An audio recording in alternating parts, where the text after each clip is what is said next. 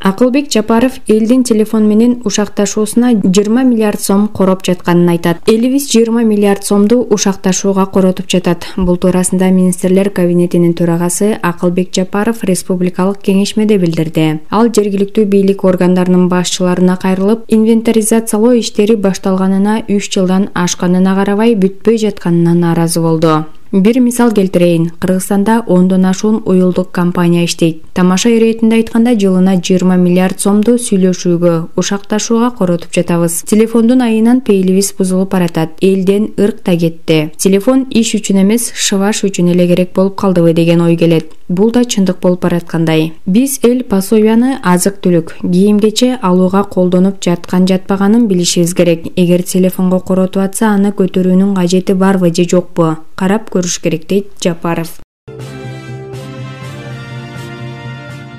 Президент Садыр Жапаров мурдагылардын катасын кайра кайталай бербей, келечек муунга үлгү болуучу шайлоону өткөрүп берүүгө чакырды. Шайлоого кийлигишкен ар бир кызматкер жазасыз калбайт. Бул туурасында президент Садыр Жапаров жергиликтүү өзүн-өзү башкаруу жана мамлекеттик органдардын жетекчилери менен болгон кеңешмеде билдирди. Мамлекет башчы былтыркы шайлоодогу административдик ресурс колдонуу, добуш сатып алуу фактылары эч кимдин эсинен кете электигин айтып, шайлоонун шайтан оюндары баарына сабак болушу керектигин белгиледи.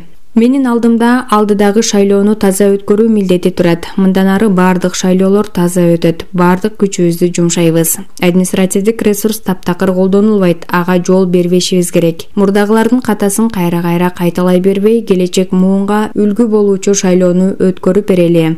Ким кызматта туруп кайсы бир партияга же талапкерге иштесе, жумуштан алынып эле тим болбостон жоопкерчиликке да тартылат. Райондо шайлоого кийлигишкен район акими менен айыл өкмөт башчылары эле жазаланбай, күч органдары, билим берүү бөлүмү, мугалимдер, дарыгерлер кайсы бир талапкерлердин пайдасына иштесе, жазасыз калбасын эскертип коеюн, дейт Жапаров. Аны менен катар мамлекет башчы жаңы шайлоо системасы элге парламентти иллюстрациялоого шарт түзүп бергенин белгиледи. Мындан ары ар бир жаран өзүнүн өкүлүн шайлай алат. Ушундай бир таза шайлоо өткөрүп берели. Дүйнө эли таң калсын. Анткени биздин тарыхта 3 төңкөрүштүн баары шайлоонун айынан чыккан, дейт президент. Соңунда Жапаров жергиликтүү бийлик башчыларына дагы бир ирет кайрылып, кийинки жумада кызмат адамдарын, мугалим, дарыгерлерди чакырып президенттин салам дубайын жеткирүүнү тапшырды.